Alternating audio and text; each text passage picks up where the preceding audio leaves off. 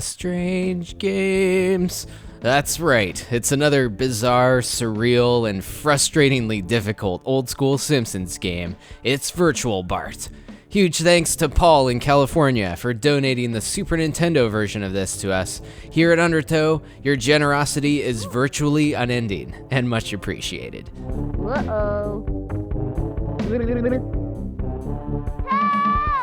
In what could be considered a spiritual sequel to Bart's Nightmare, Virtual Bart is another collection of really weird mini-games that was released for the Super Nintendo and Sega Genesis in 1994, and it's notably the first home console Simpsons game to have recorded dialogue from some of the show's actual cast. So the premise is based around a science fair where Bart enlists himself as a guinea pig for a virtual reality machine, which is basically just a spinning wheel that sends him into 6 different virtual worlds. 3 of the games are platformers, where Bart takes on a variety of different forms.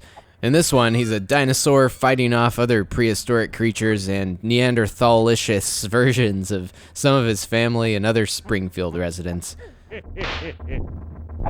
Go. Go. Man, I love making up words like Neanderthalicious. Oh well. And in another one, he takes the form of a pig as you bounce around trying to free your fellow swine brethren from Ham Doom. Man, that's another one to write down. Ham Doom.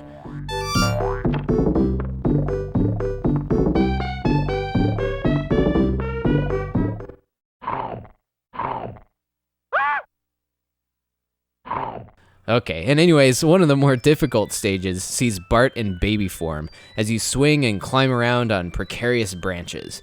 This level reminded me a bit of the old game Wizards and Warriors, except it's even more frustrating. Some of the other stages get a bit more vehicular, like this weird water slide level. I still can't really figure this one out.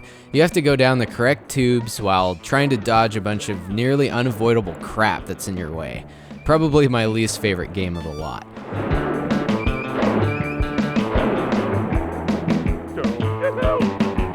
But there's a pretty sweet post-apocalyptic world to make up for it.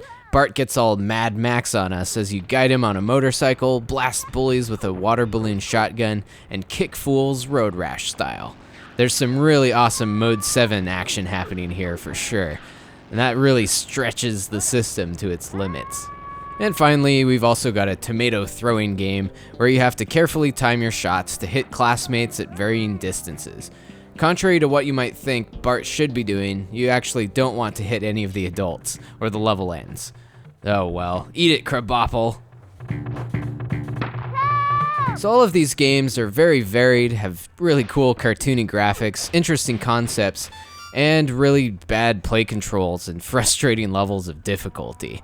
But much like Bart's Nightmare, it's still a very intriguing game to keep losing at over and over again, just because of how surreal and strange it is. And it's really an interesting novelty for Simpsons fans.